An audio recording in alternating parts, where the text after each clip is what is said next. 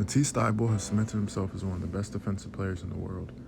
We're going to break down how he used his skill set to become a menacing defender in the NBA and internationally. Let's get right into it. First things first, Matisse is extremely physically gifted. At 6'5", he has a 7-foot wingspan, and those long arms help him make the incredible defensive plays we see. He's also extremely explosive from many different defensive positions. That, combined with his high defensive IQ, allows for him to wreak havoc on that side of the ball. We'll start with his explosiveness. In exercise science, explosiveness, or power, is defined as max force produced rapidly. Here we see Matisse recovering after getting beat off the dribble. He does so by using a full sprint to beat his man to the rim. Then he quickly and fully decelerates and jumps straight up to block the shot. Let's see it again. He stops his forward momentum by using this elongated step, shown here. This allows him to go from a sprint to a vertical jump almost instantly. One more time at full speed.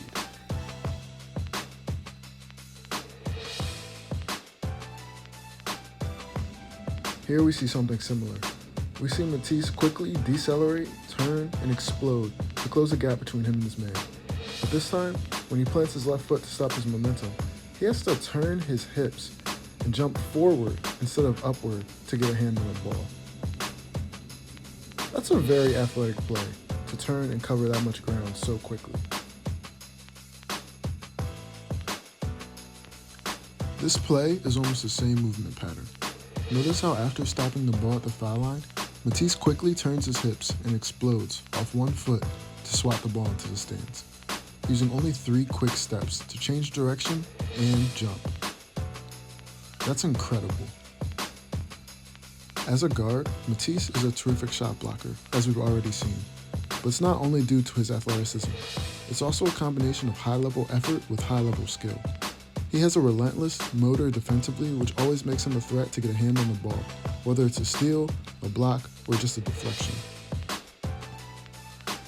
Here's Matisse when asked about his unending, relentless effort on defense.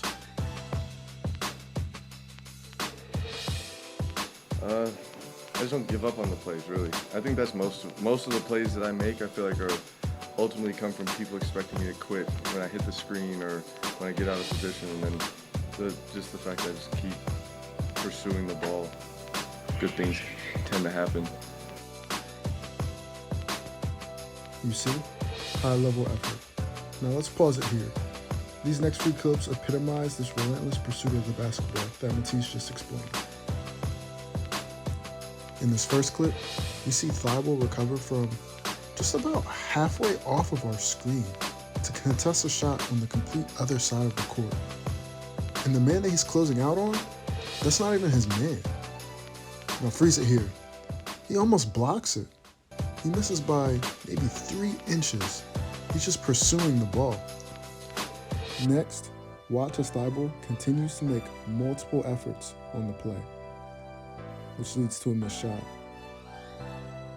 Not only does he stop the fast break, but he makes a good closeout and then recovers again to make another good closeout to force the pass.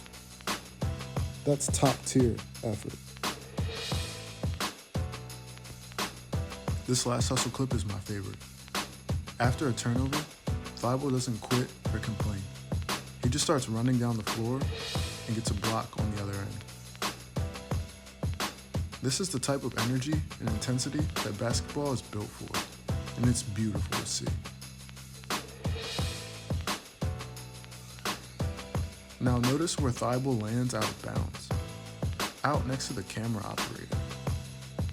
But that doesn't stop him. He runs and actually beats several other players to get back for the stop.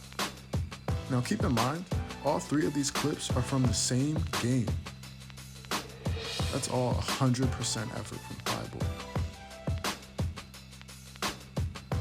I call defensive players like Thybulle ball hawks because they're always swarming, always chasing the ball, just like a hawk chases their prey. Ball hawking is mostly effort, so anyone can learn and use it to elevate their game. Lastly, let's focus on some of his on-ball defensive skills. First, you'll notice in drives to the rim, Thybulle keeps his lead hand high to contest the shot before the shot goes up. This makes blocking the shot easier, and finishing a layup over an outstretched hand is more difficult for the offensive player. You see the same thing here.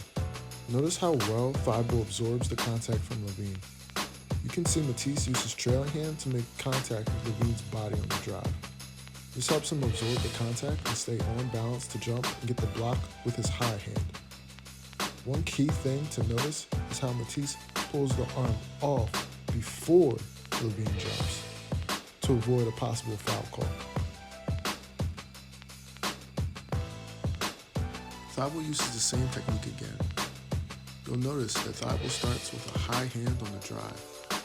Then, once he feels contact in the post, he puts his forearm on Harden's body to help absorb the contact. Then he quickly switches high hands again to stay on the ball side for the contest, which leads to another block. That's it for part 1 of our film study on Matisse Thybulle's lockdown defense. Now it's time for you to implement these details into your game. Thank you for watching, and we'll see you next time. Grow abundantly.